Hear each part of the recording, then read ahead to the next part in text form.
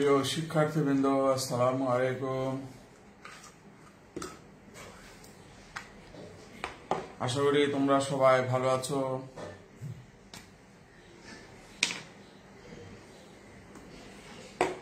আজকের এই শুভ সকালে তোমাদের উপস্থিতির জন্য ধন্যবাদ। তোমাদের সবাইকে স্বাগতম। প্রিয় শিক্ষার্থীবৃন্দ, বোর্ডে তোমরা লেখা দেখতে পাচ্ছ। আজকের আমাদের পড়ানোর বিষয় হলো দ্রাব্যতার উপর সম আয়ন প্রভাব।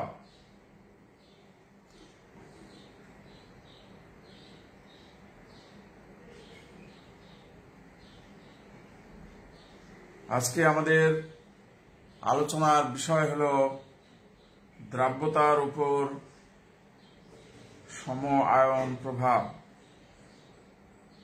তো প্রিয় শিক্ষার্থীবৃন্দ, আমরা দ্রাব্যতা বিষয়টা নিয়ে আমরা সবাই জানি। এখন আমাদের সম আয়ন জিনিসটা কি সেটা শিখতে হবে।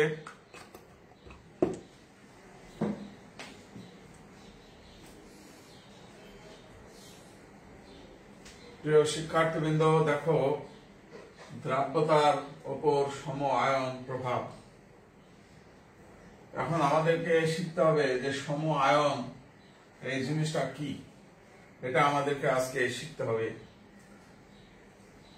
ধরো একটা লবণ বা একটা যৌগ অ্যামোনিয়াম হাইড্রোক্সাইড,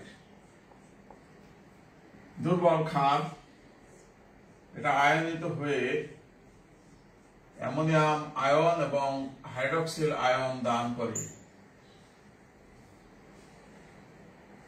এখন এই দ্রবণের মধ্যে, এই সাম্যাবস্থার মধ্যে আমি আরেকটা তড়িৎ বিশ্লেষ্য যোগ করলাম, যেটা অ্যামোনিয়াম ক্লোরাইড।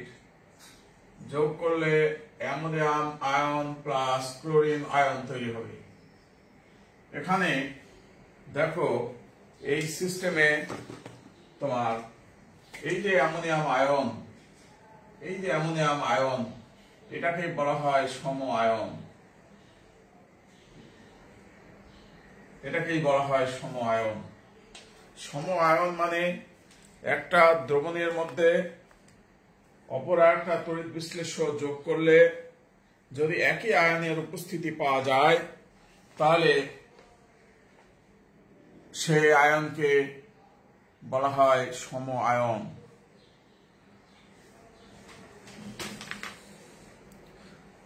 প্রিয় শিক্ষার্থীবৃন্দ,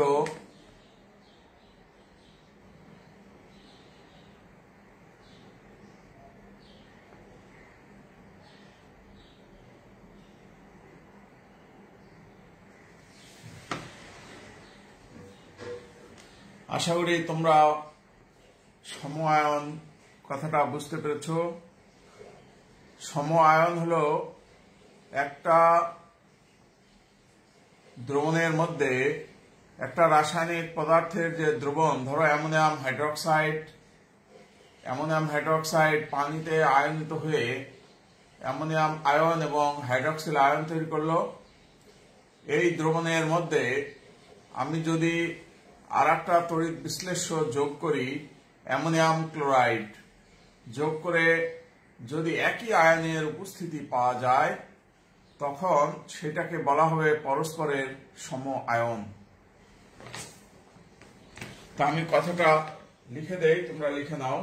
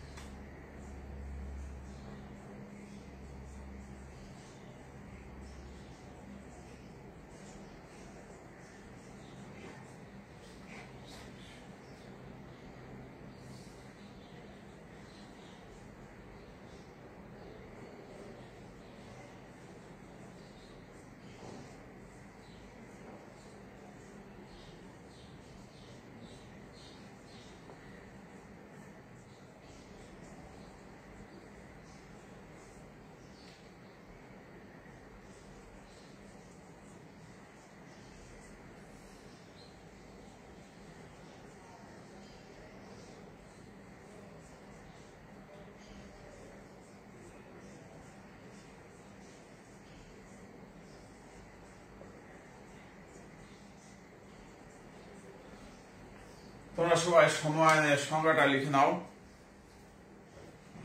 এটা হলো সম-আয়নের সংজ্ঞা।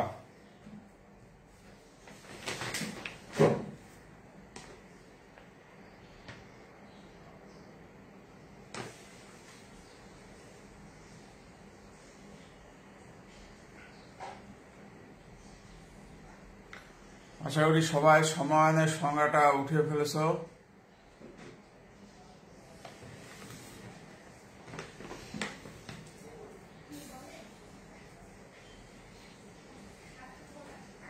এখন সম-আয়নের ফলে কি হয় দেখো, উপরে লেখা আছে দ্রাব্যতার উপর সম-আয়ন প্রভাব। তাহলে সম-আয়নের প্রভাবে কি ঘটনা ঘটে দেখো, উৎপাদে একই আয়নের উপস্থিতি। আমরা নবম দশম শ্রেণীতে পড়াশোনা করেছি লা-শাতলীয় নীতি। সেখানে লা-শাতলীয় নীতিতে কি পড়াশোনা করেছি যে উৎপাদের ঘনমাত্রা যদি বেড়ে যায় তাহলে সাম্যাবস্থা পেছন দিকে অগ্রসর হবে। সাম্যাবস্থা যখন পেছন দিকে অগ্রসর হবে তখন দ্রব্যের দ্রাব্যতা কি হবে? দ্রব্যের দ্রাব্যতা হ্রাস পাবে। তাহলে প্রিয় শিক্ষার্থীবৃন্দ, এখন আমরা লা-শাতলীয় নীতি কথাটা একটু অনুসরণ করি। দেখো, এটা একটা অ্যামোনিয়াম হাইড্রোক্সাইডের একটা সাম্যাবস্থা।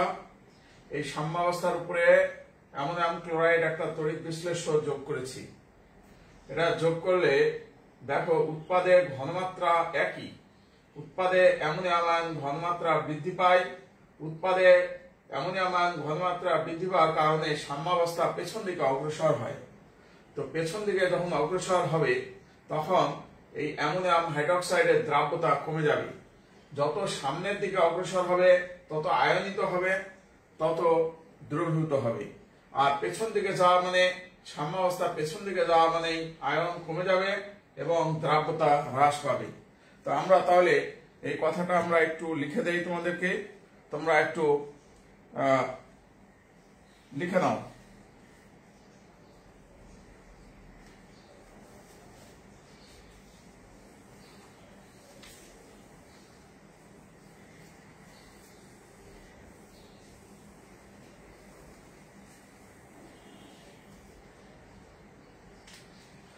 এভাবে লিখে দেবা।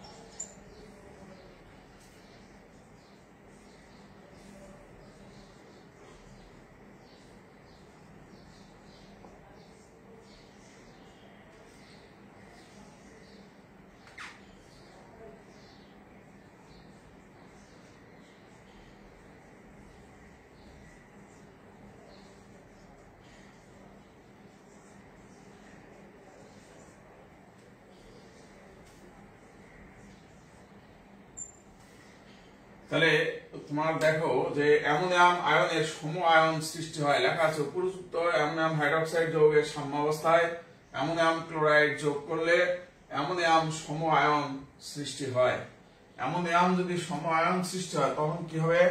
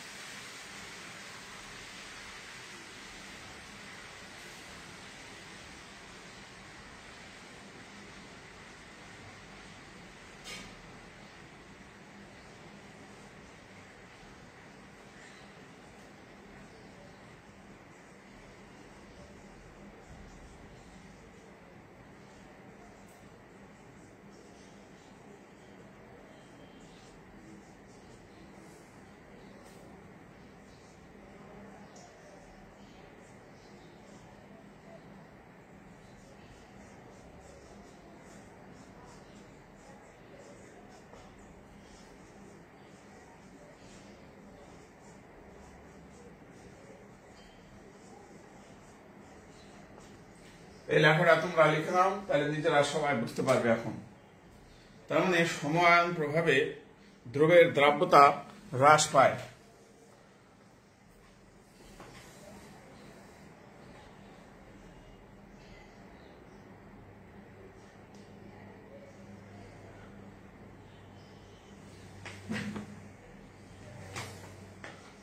সবাই লেখাগুলো লিখে নাও।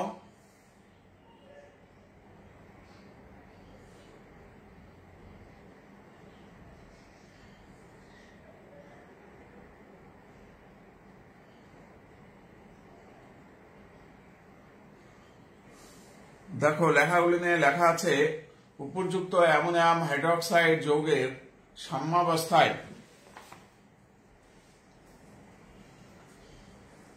এই যে অ্যামোনিয়াম হাইড্রোক্সাইড, এটার যে সাম্যাবস্থায় অ্যামোনিয়াম আয়ন এবং হাইড্রোক্সাইড আয়ন হয়েছে সেটা লেখা আছে। উপর্যুক্ত অ্যামোনিয়াম হাইড্রোক্সাইড যৌগের সাম্যাবস্থায় অ্যামোনিয়াম ক্লোরাইড যোগ করলে অ্যামোনিয়াম সম আয়ন সৃষ্টি হয়।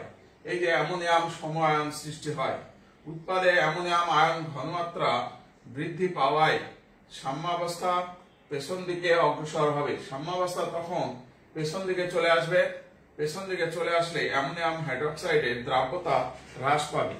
তাহলে এই জন্য আমরা বলতে পারি যে সম আয়ন প্রভাবে কি হয়, রাসায়নিক পদার্থের দ্রাব্যতা হ্রাস পায়, এটা আমরা বলতে পারি আর কি। এরকম এক্সাম্পল আমরা আরো দু একটা যদি দেখি তাহলে তোমরা ক্লিয়ার হতে পারবে।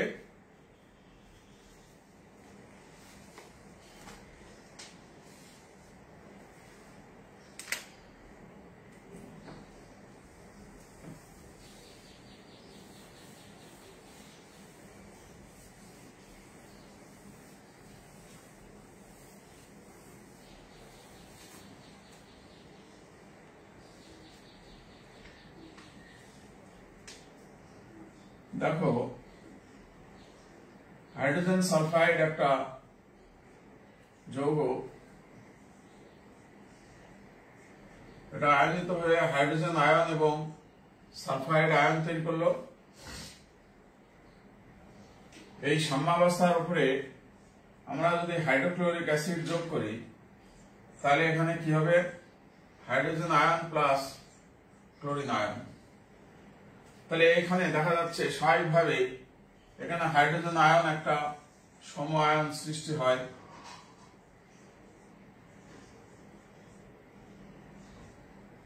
ঠিক আছে, তাহলে এর ফলে কি হবে, সাম্যাবস্থা পেছন দিকে অগ্রসর হবে, যার ফলে হাইড্রোজেন সালফাইডের দ্রাব্যতা হ্রাস পাবে। এখানে সম আয়ন কোনটা, সম আয়ন হাইড্রোজেন আয়ন। এই হাইড্রোজেন আয়নটা হলো সম আয়ন এবং হাইড্রোজেন আয়ন উৎপাদে ঘনমাত্রা বৃদ্ধি পেয়েছে, যার ফলে তোমার হাইড্রোজেন সালফাইডের সাম্যাবস্থা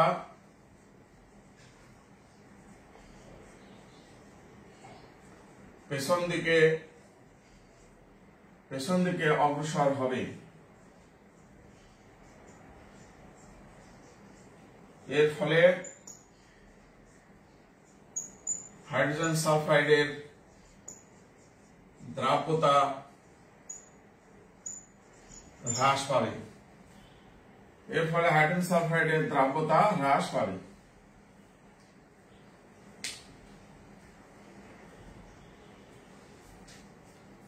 প্রিয় শিক্ষার্থীবৃন্দ, এটা হলো আমি যে আলোচনা আজকে করলাম, এই আলোচনাটা হলো দ্রাব্যতার উপর সম আয়নের প্রভাব।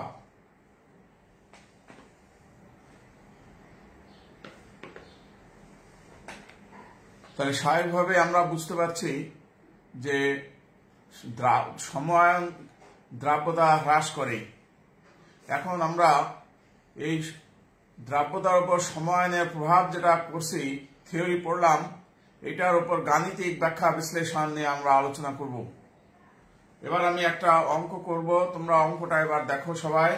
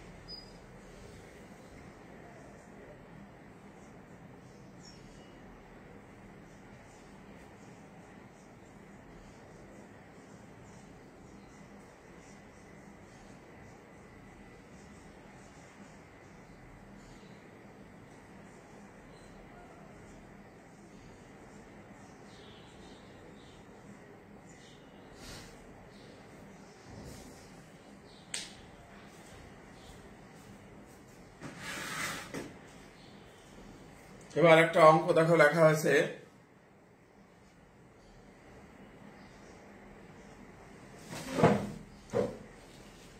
তোমাদের কমেন্ট বক্সে লেখা আসছে স্যার আজকে কমেন্টে দেখে না, বলো কি তোমাদের প্রশ্ন? কমেন্ট বক্স তো আমি দেখছি,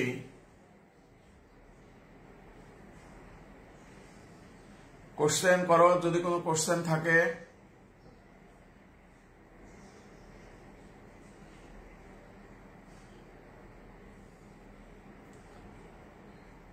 কারো কোনো কোশ্চেন থাকলে কমেন্ট বক্সে কোশ্চেন করো।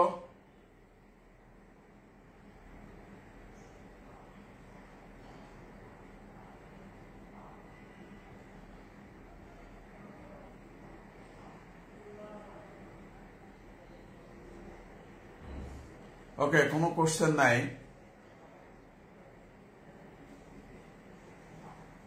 তাহলে আমরা বোর্ডে যে অঙ্কটা লিখেছি এখন আমরা এই অঙ্কটা করব, তোমরা সবাই দেখো।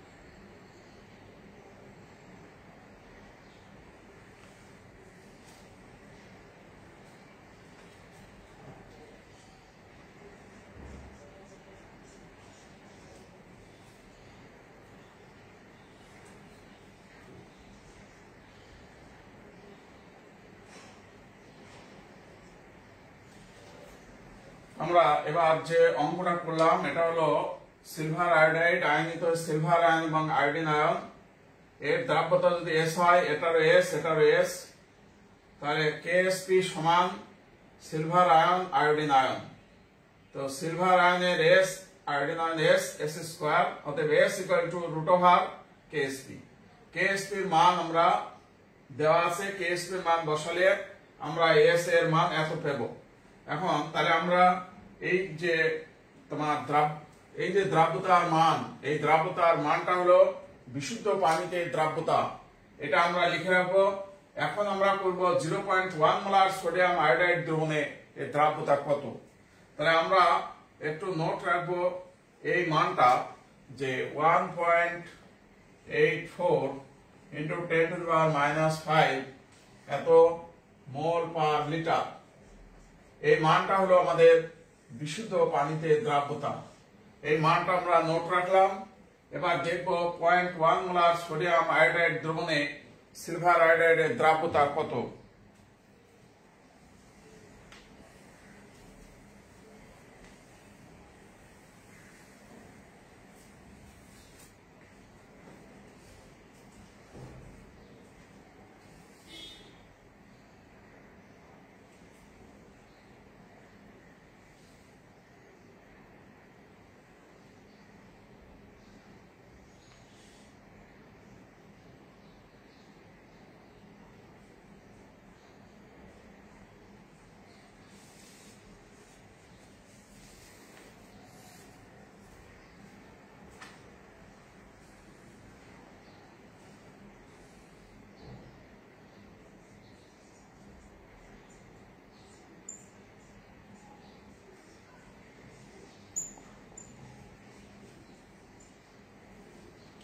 দেখো এবার সোডিয়াম আয়োডাইড দ্রবণ আছে।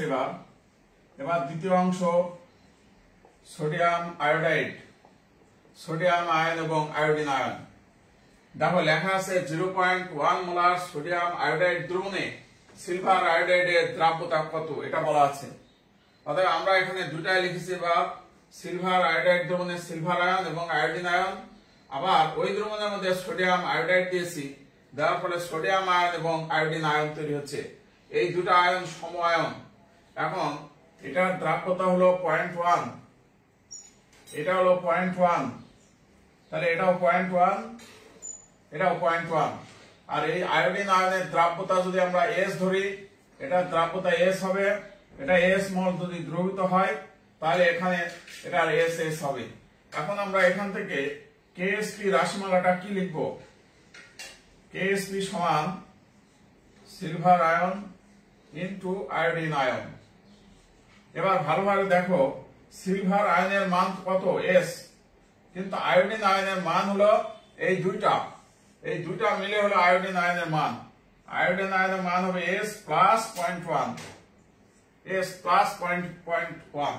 এখন এটাকে যদি এখন আমরা ক্যালকুলেশন করি, এবার আমরা উপরে লেখাগুলো মুছে দিই। উপরে লেখা আমাদের আর প্রয়োজন নাই।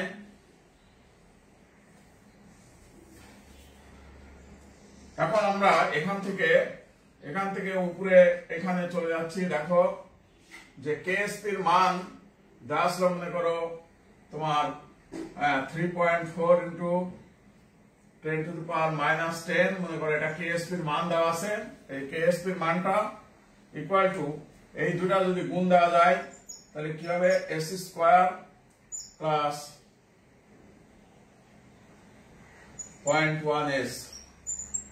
তাহলে এটাকে যদি সলিউশন করা যায়, S square plus 0.1S minus 3.4 into 10 to the power -10, এরকম। এখানে ইকুয়াল টু 0। এটাকে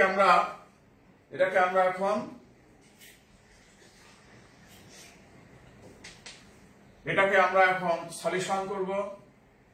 ভালোভাবে লিখে নাও। এটাকে যদি আমরা ক্যালকুলেটরে এখন সলিউশন করি, ক্যালকুলেটরে সলিউশন করলে যে রেজাল্টটা আসবে সেটা হলো S equal to 3.4 into 10 to the power -9 এত মোল পার লিটার।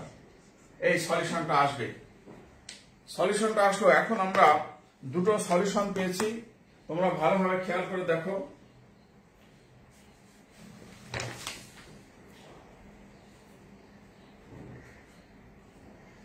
আমরা এখন দুটো সলিউশন পেয়েছি। একটা হলো বিশুদ্ধ পানিতে দ্রাব্যতা, এটা হলো বিশুদ্ধ পানিতে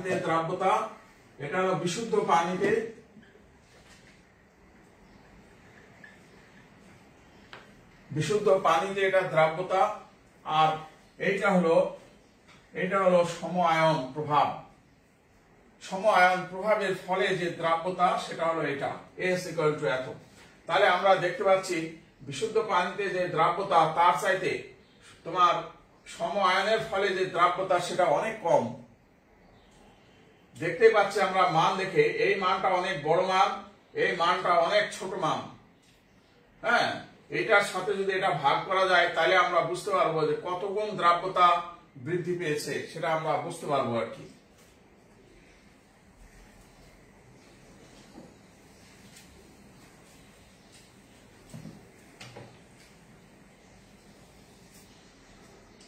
তো প্রিয় শিক্ষার্থীবৃন্দ, আমরা আজকে বোর্ডে যে অঙ্কটা করলাম এটা হলো দ্রাব্যতার উপর সম আয়নের প্রভাব।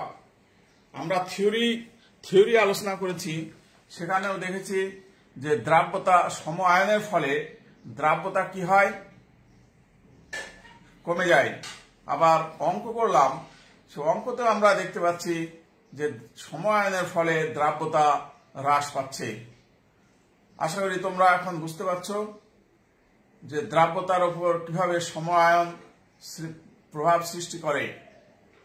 তোমরা এখন নিজেরাই এই অঙ্ক করতে পারবে।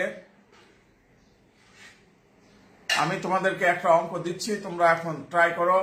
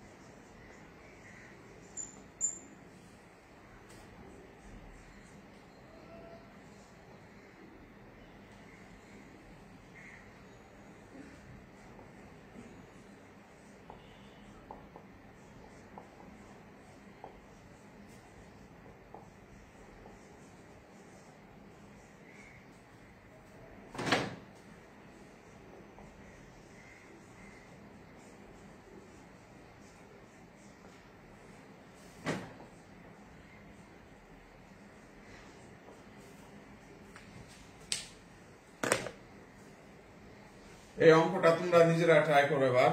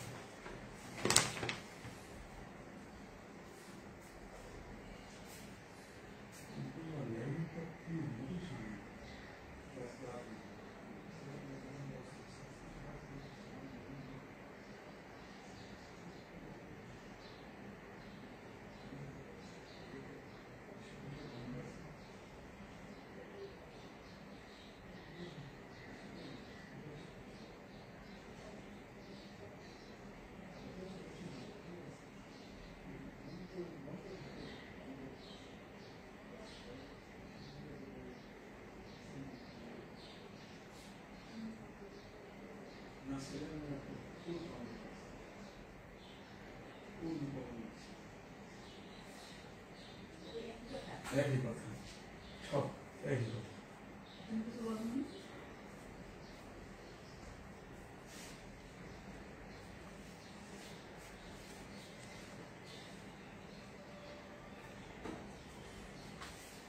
এবার দেখো হাইড্রোজেন সালফাইডের আমাদের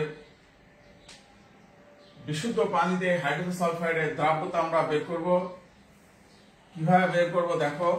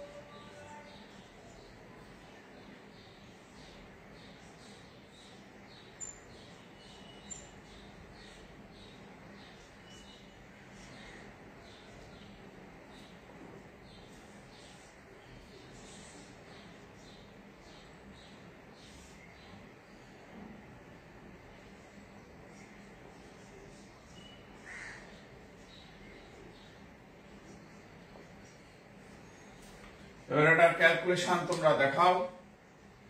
এটার ক্যালকুলেশন যা হবে, এটা হলো বিশুদ্ধ পানিতে দ্রাব্যতা 4.396 10⁻⁻8। ওকে, রেজাল্ট হবে 4.39 into 10⁻⁻8। ভালো করে দেখো তোমরা সবাই।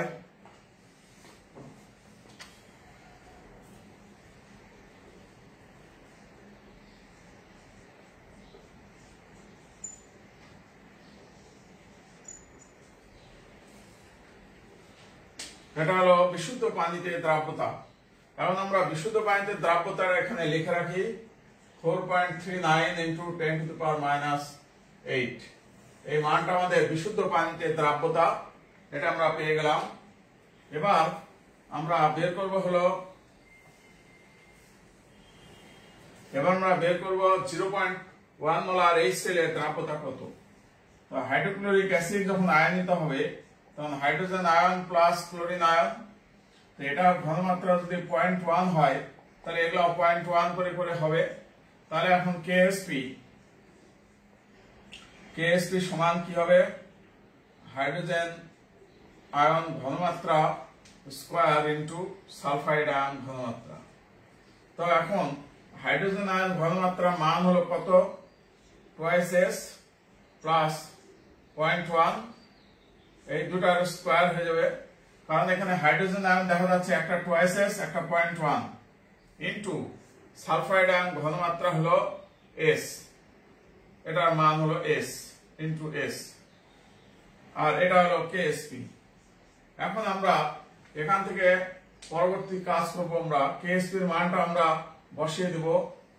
অঙ্কটা আর এখন আমাদের দরকার নেই।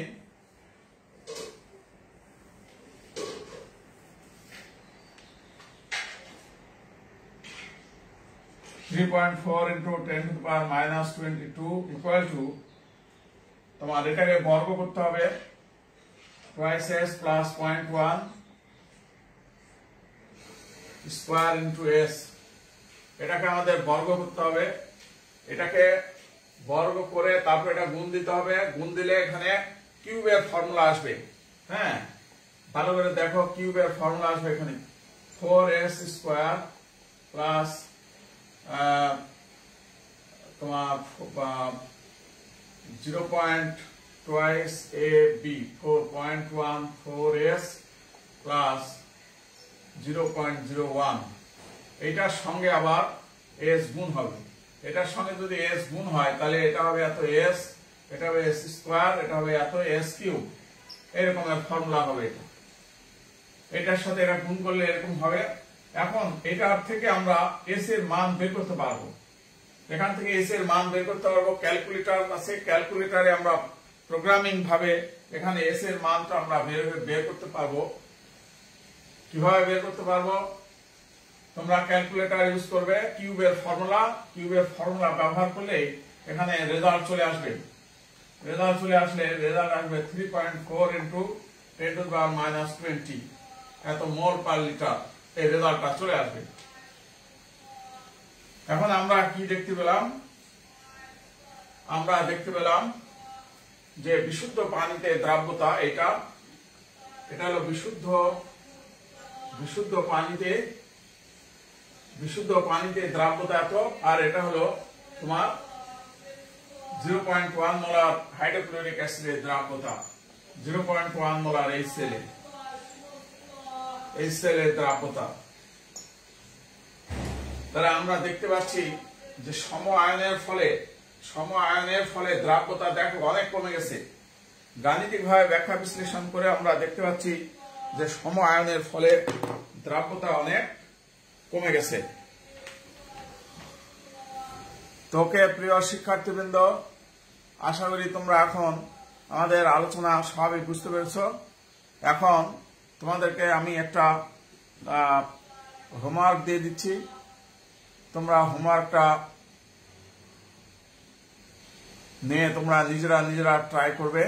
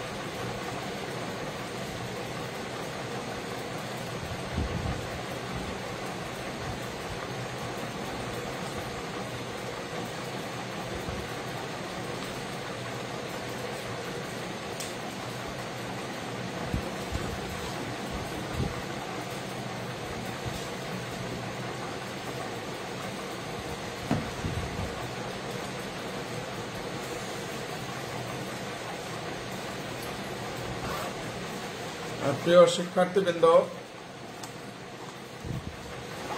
আমরা আজকে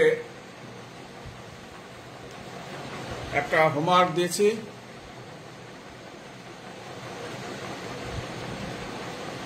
আমরা আজকে একটা হোমওয়ার্ক দিলাম। এই হোমওয়ার্কটা তোমরা সবাই লিখে নাও এবং এই হোমওয়ার্কটা তোমরা যথাযথভাবে করার চেষ্টা করবে এবং আমাকে তোমরা সাবমিট করবে। আশা করি তোমরা পারবে।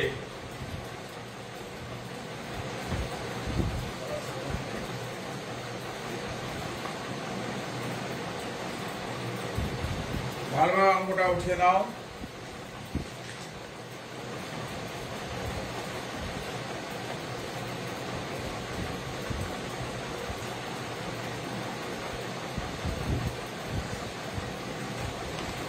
আশা করি তোমাদের অঙ্কটা উঠানো হয়ে গেছে। প্রিয় শিক্ষার্থীবৃন্দ, তোমাদেরকে অসংখ্য ধন্যবাদ আজকের ক্লাস করার জন্য। আগামী আবার আমাদের বুধবারে ক্লাস। বুধবারে আবার তোমাদেরকে সময়ায়ন প্রভাব নিয়ে আরো বিস্তারিত ব্যাখ্যা করা হবে। তোমরা সবাই ভালো থাকবে। খোদা হাফেজ। আসসালামু আলাইকুম।